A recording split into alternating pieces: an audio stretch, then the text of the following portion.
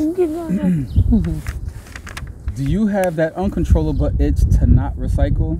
Are you a lazy recycler like Marco? I'm not a lazy recycler. You are a lazy recycler. He throws away plastics because he doesn't want to rinse them out. But anyway. Okay, I'm a lazy recycler. We are Shalay and Marco with the Vital Source Realty team. And as you may know, today is Earth Day. And so in honor of Earth Day, we wanted to share something that you can do every day to honor Earth Day, and that is recycling. Yeah. And I know that this subject is one that can be a little confusing because sometimes it's like, I don't know what to recycle, I don't know what not to recycle, what do I put in the bin?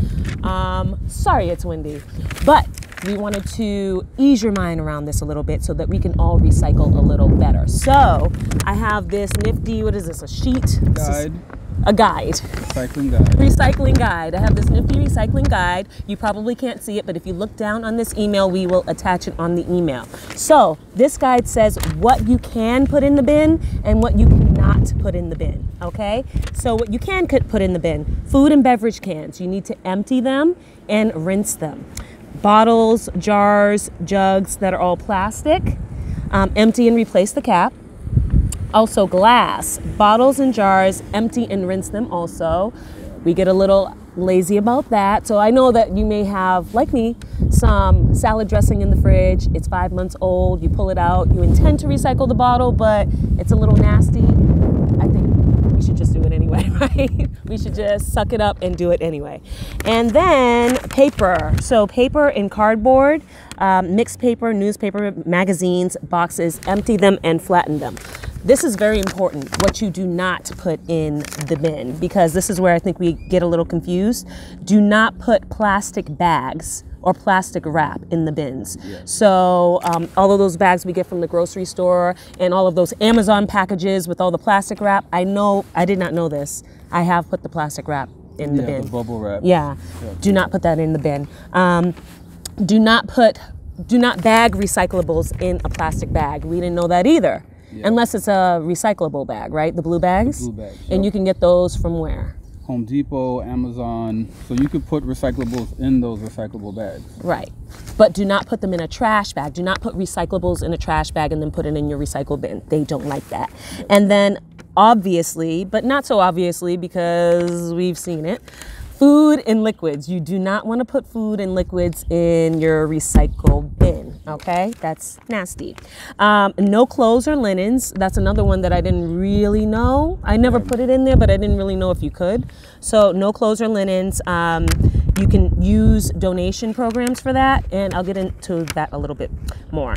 No tanglers, so no hoses or wires or chains or electronics. So we went over what you can and cannot put in the bin. So every Massachusetts city and town has curbside collection or drop-off centers except these items, and they have all the same restrictions. So this will be at the bottom of this email, and along with some other websites that are good resources for recycling.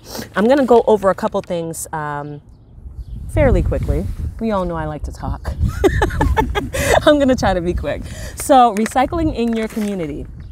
So you can learn more about recycling, compost, and hazardous products through your local waste department. So if you want to contact your local waste department, then you can learn more about that. Also on the mass.gov website that is below the link, you can actually zoom into that map that's on there, and you can click on your city or town and it'll take you right to the information you need for recycling, compost, and hazardous waste. So there are some other things that do not go in the bin, obviously. Building materials. So you can donate building materials if they're still usable. Don't donate the 1968 kitchen cabinets, but if it's still usable, you can donate it, like cabinets, countertops, windows, doors, those kind of things. There are building material organizations that take them, and then also you can donate them to charities. Clothing and footwear and bedding, check with your local waste department, or you can donate them to like Salvation Army or Goodwill. I don't think that Goodwill accepts like mattresses or anything like that. They don't know. Right. Deposit bottles and cans. So Massachusetts, because of what's going on with COVID-19, has suspended bottle and can redemption at this time. So if you do recycle your redeemable bottles and cans, keep them in a bag, keep them to the side, and when that is up and running again, you'll be able to do that. Electronic devices. So this is where I get a little iffy about too, because we have, you know, Journey's toys. Some of them are electronics, but they're plastic. So I'm like, can you put that in the bin? No, you can't. You cannot put toys in the bin. So electronics, manufacturers generally will accept like computers, phones, TVs, etc. at no extra charge.